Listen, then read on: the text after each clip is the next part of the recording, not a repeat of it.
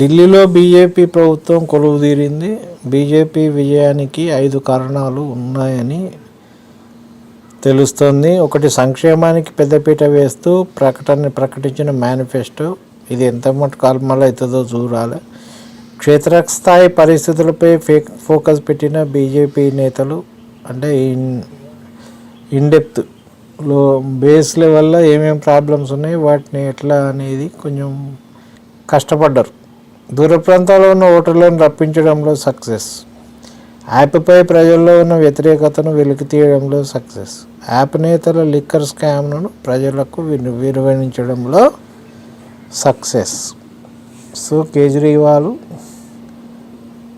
అద్భుతమైనటువంటి పరిపాలన చేసిన వ్యక్తి. మొదటి టర్మ్లో, రెండో టర్మ్లో మొత్తం ఆగమాగమై అధోగతి పాలైండు.